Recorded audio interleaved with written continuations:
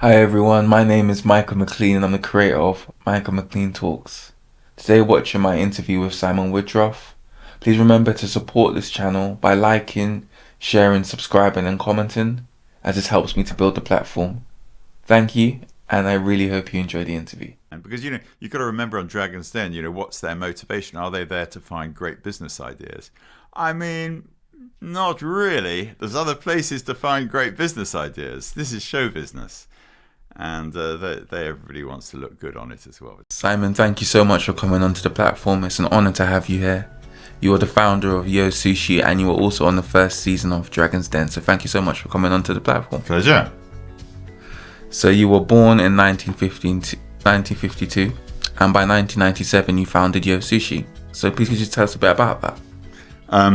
1952 to 1997, very interesting period of time in my life, because that's 52, 62, 72, 82, 92, that's 45 years.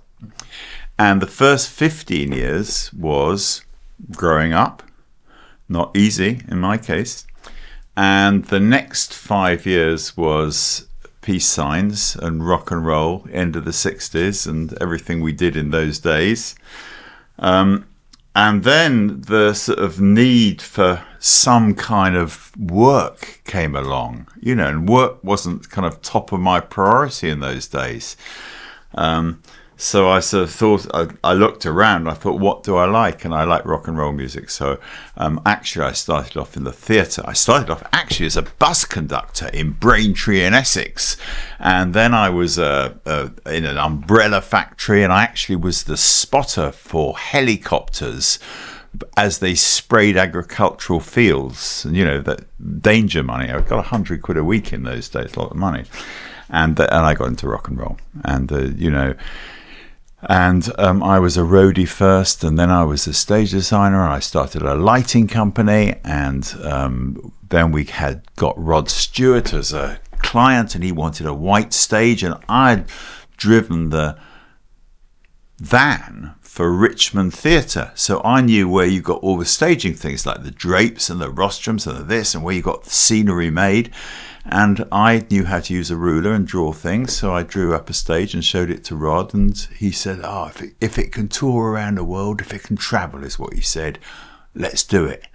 And we turned up at rehearsals of the big white stage. It was one of the first big sort of, spectacular stage shows, because the days before that, there was rock and roll and there was showbiz, and never the twain should meet. And so that's when showbiz came to rock and roll. So that's what happened to me. And prior to founding Sushi, you worked with the likes of George Michael and Stevie Wonder. So please could you just tell us a bit about your experiences working with them, and also why you decided to leave all of that to start Sushi? Well, I don't know how many of your listeners can relate to it, but I found, especially I left school with 2 O-levels, so I didn't have a lot to fall back on. But I found that life just kind of unfolded, really. And, as I said, I started to get some early clients, the Moody Blues and Rod Stewart, you're right, and George Michael, when they were in Wham, 2 young boys. I remember going in there, and they were 2 young, enthusiastic boys, and I went and talked to them about how they, what they saw on the stage, and they wanted to jump around and do this. And then I came back, and I had a friend in those days called Ian Fogden. He was it was before computer graphics. He was very good at airbrushing. And so we were able to do these images of what the stage might look like, and nobody else was doing them in those days. And models came later. And I remember taking a model in and an airbrush painting to Andrew and George. And they were 2 young kids, their early 20s. And they were like, wow. And then Andrew said, can I have the model? So it was, presentation is a lot in this world when you're doing new things. Lots of things. And then I remember, from my period, the Beatles, and that was before my period. But then when Paul McCartney left, he was out in the wilderness for a while. Then he came back with his new band, Wings. And I remember going down with with a guy called Paul Staples, who was also a stage designer, and I was building things with him. And we went down to present an idea to him for Harvey Goldsmith. The promoter called us up and to present an idea. And we went down to his house in Rye in Kent, which was in a wood, behind two steel gates which had musical clefs on them. And I remember driving in there, and Linda McCartney, his wife at the time, was there, and she said, "Oh no, he's down at the studio." He said, "She follow me, I'll go." She goes down her beat up VW, and we get to this old farmhouse, and we go into this really beat up old farmhouse in the Kent countryside, and inside it, it's not done up at all, but it's got all the gear, all the flight cases, all the gear, all the recording keys, keyboards, everything. And he was just 2 or 3 guys. And we walk in, there's Macca's there, Paul McCartney's there. And he goes, "Oh, come in. He said, "Anybody for a cup of tea?" "Cup of char," he said.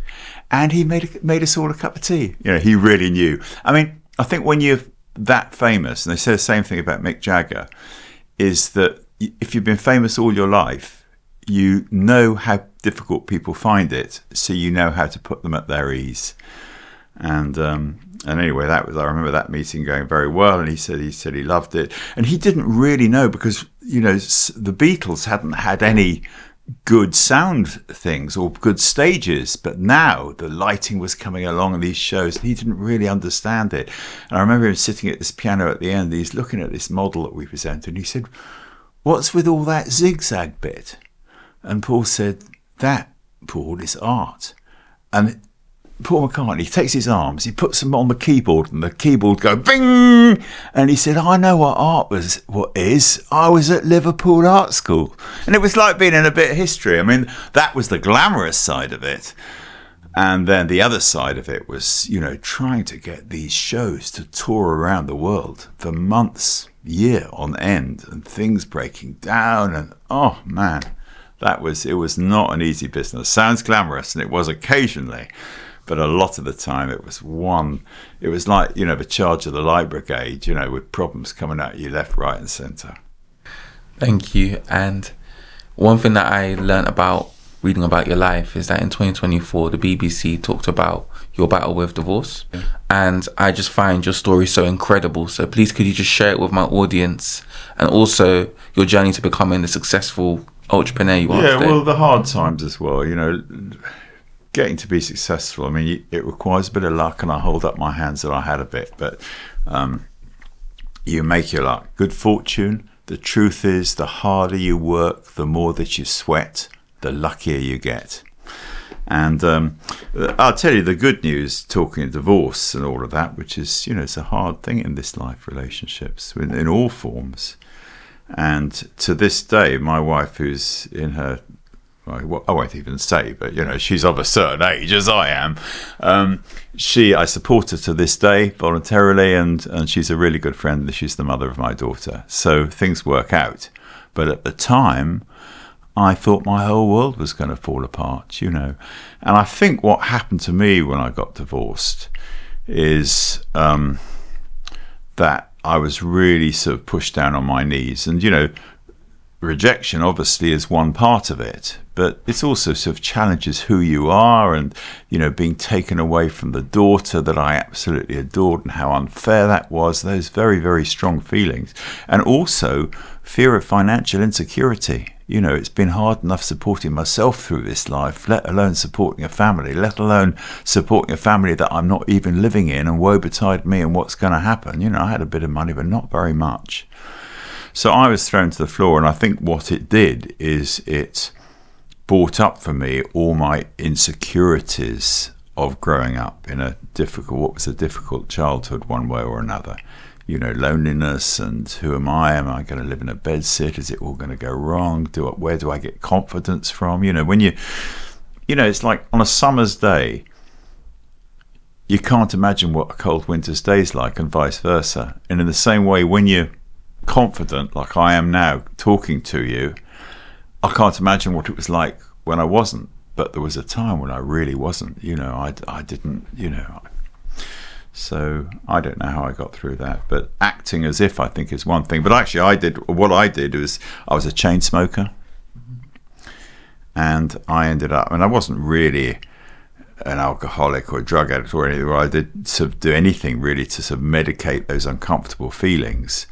But I did end up getting into recovery, and going to those meetings, and I learned a lot. I always say I learned in those meetings in AA and NA and all of that. Nicotine Anonymous, believe it or not, they had one of those. I learned all the things that I'd never really been taught growing up, because ours was a kind of quite a formal household. You couldn't talk about real things. And I'm not complaining, but I learnt in those rooms, how to live a life. So I think I came out of it. It was a painful 10 years probably. And I came out of it, and I think when I came out of it, I was ready to do something. I was ready. And I think a lot of, if people are thinking about entrepreneurial success, it's very easy to think that that's about how do I get the money? How do I do the business plan and the spreadsheets? How do I find the sites? How can I do this, that, and the other? But actually, the thing that I learned, I think that was the making of me, because I learned how to be somebody that people wanted to do business with. How I came over, how I connect with other people. I think preparing yourself, getting yourself ready to be the right person. You look at, when I meet, for the most part, and there's all sorts of different people, but when I meet great CEOs or people who've done things, first of all, they always over-deliver. Secondly, they're willing to listen to people. Thirdly, Terry Leahy, who ran Tesco's, he used to go on the shop floor. He was there 2-3 days a week, and he'd help stack shelves. He'd do whatever it took, and to be, to earn the respect of the people that you work for. If you're going to be a leader in a business, you're actually going to servant as well, not just the big boss who dictates what happens. Very long answer to a short question. No, that's a brilliant answer. And Yo Sushi changed the British restaurant industry. What was the inspiration behind the idea? Because it's now one of the biggest franchises. Well, it's around the world, Yo, and in fact, Yo is Yo, the restaurant chain, is now not the biggest part of the Yo thing at all. It's Yo is in hundreds and hundreds of supermarkets in the UK and elsewhere, and has actually recently been bought, believe this or not, has been bought by a Japanese company. We sold sushi back to the Japanese. That's like selling ice cream to Eskimos, isn't it? And they what were we talking about? Oh yes, Yo Sushi. We sold that back to Japan, and it's as I said, in a lot of supermarkets. And what was the inspiration for it? What do you do when you've been in show business for 30 years and you've messed that up, or not messed it up, it's gone wrong, and then you've been in the television business selling rock music things, and you're looking around, God, what am I going to do next? And you're running out of money. You start a restaurant. It's kind of an easy way of doing it, very high risk. And that's what I did. And actually, I phoned up a lot of people who I was a little bit in awe of, scared of. And one of them was a guy I knew from the TV business called Mr. Uehara, Japanese guy. He was the producer of a show in Japan called Hit Studio Deluxe, which is the sort of Japanese version of what Top of the Pops was in the 70s and the 80s. And I said, I was talking about different ideas, and he said, well, what are you going to do? And I said, well, I don't know. I really like sushi. Do you think that would work over here? Nobody had ever heard of it. And there was this long Japanese silence, and my dad always used to say, always wait until the silence ends. And I did. I was respectfully listening. And he said, what you should do is a conveyor belt sushi bar with girls in black PVC miniskirts. Well, we never did the miniskirts. I think it was his idea of it being stylish. And of course, there was no internet in those days, so you couldn't look it up. And 2 years later, I opened the first Yo Sushi on Poland Street in Soho. And the first 2 weeks, nobody came. First week, nobody came. Second Saturday, somebody came downstairs and they beckoned to me and they said, come this way, Simon. And I went upstairs and there was a queue down the block. unbelievable. Why? Because we'd done great marketing with no money for marketing. I'd just done it with the last money tied up in my flat. No, word of mouth had gone out, and we'd done something really different. And we had this enormous conveyor belt. We had robots serving the drinks, and one of them, the robots, they each have digital voices before robots really had arrived at all. And one of them said, "Move your fat ass. Somebody's got an effing job to do in this restaurant." People, I remember some American tourists going, "Did you hear what it said to me, Joan?" And it was just outrageous. People talked about it. That's what happened with Yo Sushi, and that was the beginning of it all. And I was, as you said earlier, that was 1997, January 22nd, 1997. I was 45, and I had a hit record, and that's when the problems started. What advice would you give to entrepreneurs that want to start a business but they don't know how to make it successful? In the olden days, when I was young, they always said, the careers officers always said, get yourself a safe job, get yourself a good qualification. And I do think that, if you're going to be a brain surgeon or something like that, definitely go and get trained. You know what I mean? But most businesses, you're better off learning on the job. And I always say to kids, they say, "Oh, should we go to university? Shouldn't we go to university? I don't know quite what to do." And I say, if you really got something you want to study, go to university by all means. But if you haven't, just get out there and do anything. Just get out there and do it. Go and help other people. Go and do work for free. Learn how to work. And, 3 years later, when your friends leave university, you're going to be 40, 50 grand better off. You're going to have 3 years more experience than they have. And people go, "Well, what do you mean I can't just do anything?" And I was in Tahiti. I know it sounds glamorous, but it was during COVID. And there was this kid I was trying to help there. And he said, I don't know how to do anything. I said, "Well, go and get a black plastic bag and all that rubbish on the street outside. Go out every single day and spend 3 hours cleaning up all the rubbish on the street and just see what happens." And he told me at the end of the week that people came up to him and said, "What are you doing?" And he told them what he was doing because he wanted to get some work experience and he wanted to do something.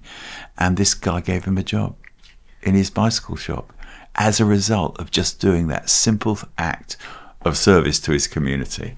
That's brilliant.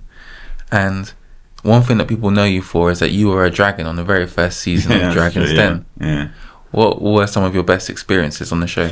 Dragon's Den, yeah. Well, I wasn't. I started GeoCities in 97, and about 4 years later, we, even though it looked very good, we were up to 5 restaurants. It looked very good on the outside. We'd opened a couple of ones that hadn't worked, overconfidence, and we were hemorrhaging some money, and we needed money big time. And I eventually sold my controlling interest. I owned 100%, pretty close to, of Yo Sushi at that time, and I reduced my shareholding to 25% with a venture capitalist. Better to own a small part of something bigger. And later, with that 25%, I made a great deal of money. But at the time, when I sold 75%, I just made a couple of £1 million, a little bit more than that in those days. And I remember it was just when entrepreneurs thing was breaking. There were always entrepreneurs. I always said the entrepreneurs were the new celebrity chefs. Duncan Bannatyne was a friend of mine, and we'd done a few TV shows together. I remember we did one called Mind of a Millionaire, a 3-part series. And I wasn't really much of a millionaire, but they invited me on because I could rabbit away, and it was interesting, I suppose. And he told me about Dragon's Den. He said, "You should come and meet them." So I went and met them, and they said, "We'd like you to come and do a pilot show with us." And I thought to myself, I'm not going to do it. I'm not going to risk my little 2 million quid on putting money into other people's things. Oh, no. So I turned it down. And then everybody in our community and the entrepreneur, they were all talking about this show that the BBC had bought from Japan, and they were going to make into Dragon's Den. And I was kicking myself. I thought, "You idiot, you shouldn't have turned that down." And then one day I got a call, and they said, "We've done a pilot. There's one of the 5 dragons was no good. Would you reconsider?" And I said, "Well, let me think about it." And I said, "Yes, okay," straight away. And I was in, and we turned up on the first day. And it was, people always ask, is it for real? In those days, in the early days, each pitch was about 2 hours long, and they edited it down to 7 minutes. I think they probably got it to be a bit quicker these days, but we didn't know. And it was real sort of cinema verite, it was real genuine. There was no sort of stopping and starting. And I remember looking at the two producers, David and somebody else, and they had big smiles on their face because they didn't know if it was going to work. And all the cameras, and at the end of the first pitch, which was a guy who had a pram mechanism that rocked. I thought it was quite a good idea, actually. And but he was so nervous. I suppose we were, but we were experienced, so we kind of knew what we were doing. So we took it and made it into a show. And I remember calling everybody up afterwards. And because, you've got to remember on Dragon's Den, what's their motivation? Are they there to find great business ideas? I mean, not really. There's other places to find great business ideas. This is show business. And everybody wants to look good on it as well. The Dragons do, and so did the people pitching it. And I remember calling everybody, and they would go, "Oh yes, I thought it was good. I thought, how was my appearance? What did you think of my performance? It's all that business." And I called up Duncan Bannatyne, and he says, "Oh, Simon," he said, "You know what?" He said, "People have seen me on TV. They stop me on the street." He said, "I fucking love it." And obviously, he was vain. Some of us are. And what were some of your smartest investments on the show? Do you know something? I mean, early days, and I think it's the same today, they're not great investments. I mean, if you want to find really good investments, don't go and ask the BBC to find them for you. And one of my... I can be a bit outspoken, and I was always saying, look, you should go and get us really, really good investments, and then over a period of time, you can track them and make another TV program called What Worked on Dragon's Den. Truth is, very few things have worked on, that chili hot sauce, whatever that one was called. There's not Levi, whatever. There's not that many that have worked. And I invested in the one I was known for was this. Guy who had invented a way to make grow truffles in a greenhouse, and that never went through. And there was a couple of other things, but I never did.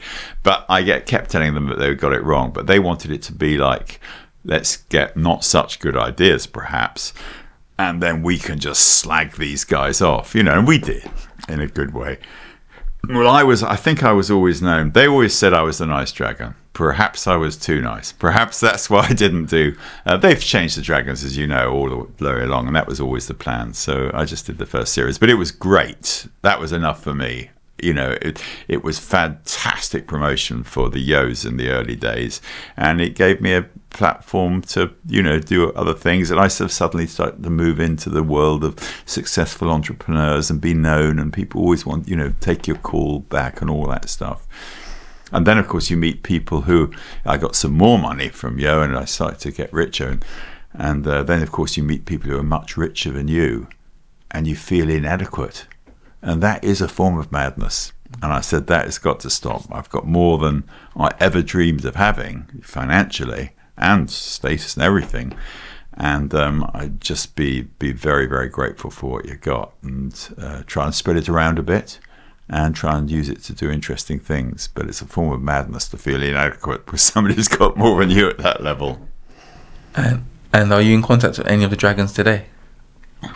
I saw Peter a while back. Duncan, we haven't actually spoken for quite a while. He's been in Miami.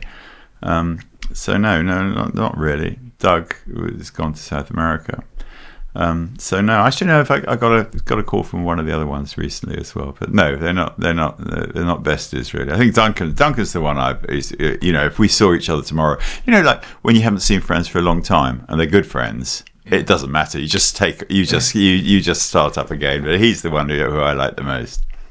Thank you so much. And following on from that, just very quickly, if somebody was going to make a pitch to a dragon, let's say you were still a dragon on Dragon's Den, what would you be looking for?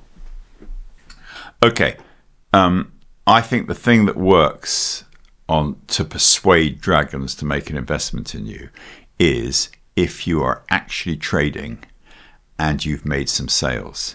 And believe it or not, it doesn't really matter who you've made some sales to, as long as you can present what you have, even if it was just your family and your mates and this, that, and the other, and it's only 300 people or 200 or 100 or 50, and you say, and we've sold this many, and these are the reviews, third-party reviews, this is what people have said about the product, and this is how much they've said, and they said, if you could do, and then it's very tempting because you're always sitting around thinking, I don't want to look like the idiot who turned down something that's actually working.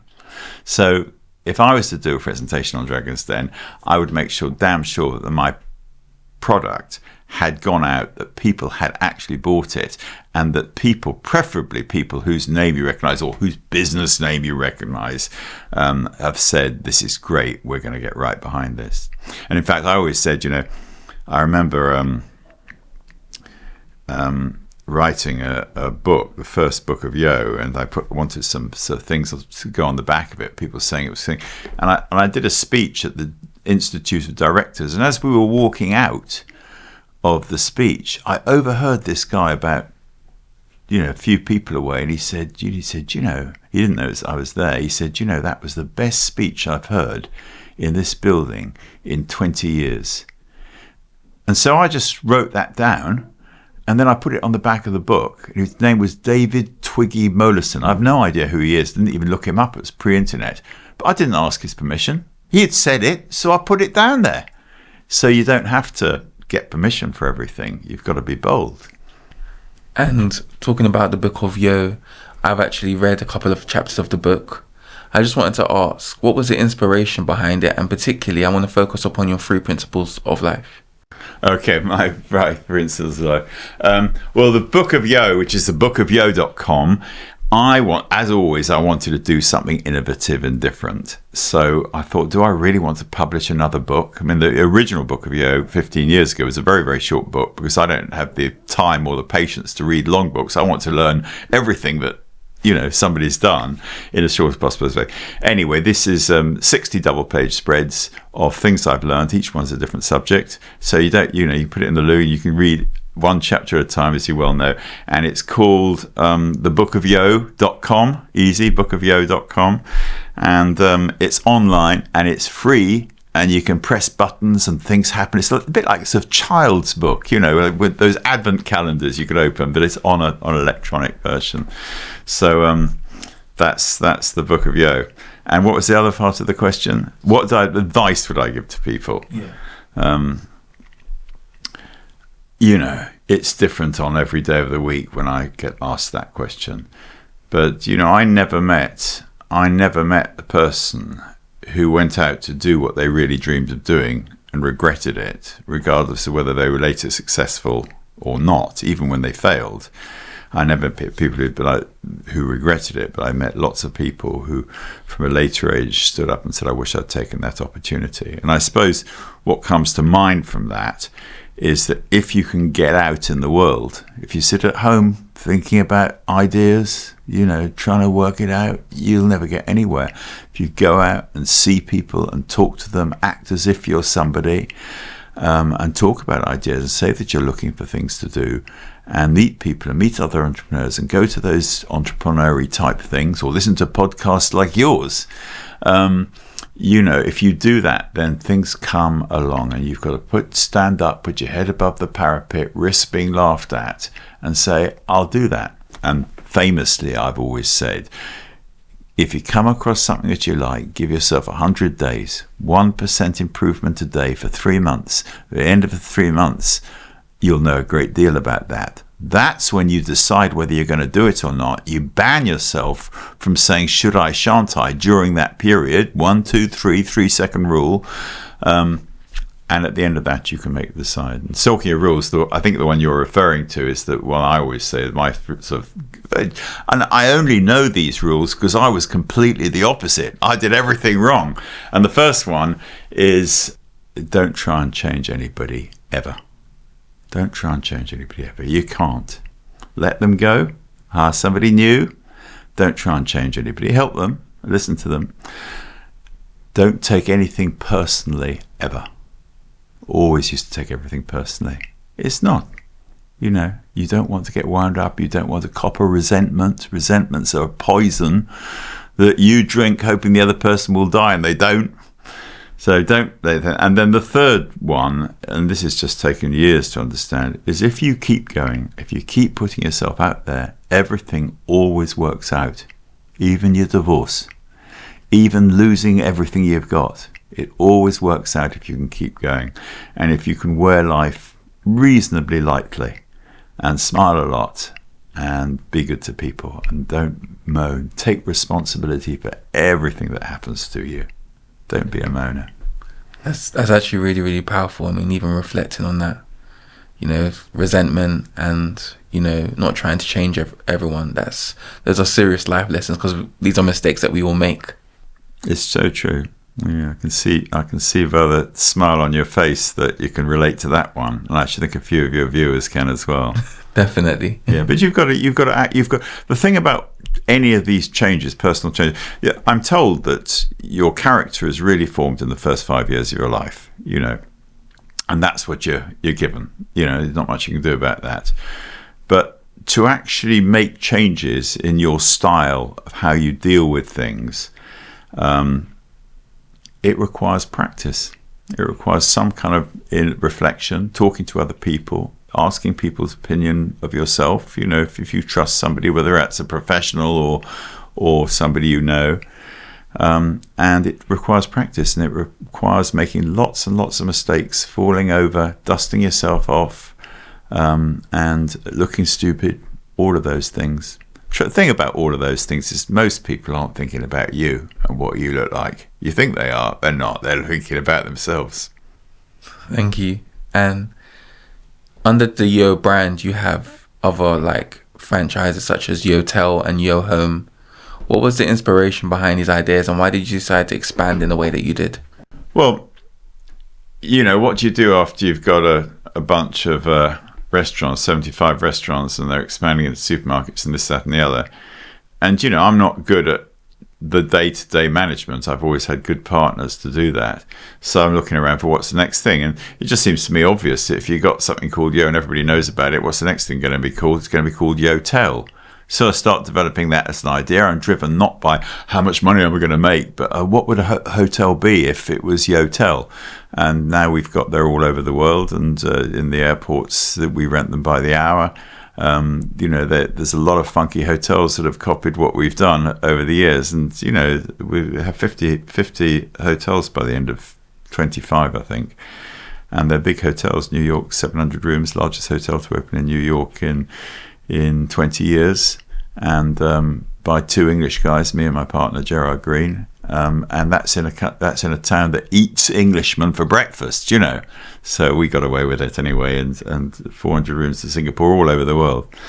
And Yo Home's still in development, still to be up and running, and Yo Zone, the spa, and I suppose that Richard Branson really was the inspiration for that, of taking one brand name and doing lots of different things, and he's had most of his things have failed. So I'm a junior apprentice. I've had a lot of stuff fail, but I'm junior to him even. So that's an inspiration. And EasyJet, Stelios, the same, trying to do. And if you say Virgin and Easy, and you think, well, who's the third one who's trying to use the same brand name to do lots of other things? Nobody is. I thought, put my hand up. We'll be the third one, yeah. So I wouldn't put myself in Richard Branson's category anywhere close, but that is what we're trying to do, and I'm still at it, still rolling after all these years. Thank you. And the Daily Mail reported that in 2018 you bought an island in the Bahamas to turn it into a holiday resort. Yeah, well, there was a bit of Richard Branson in that, wasn't it?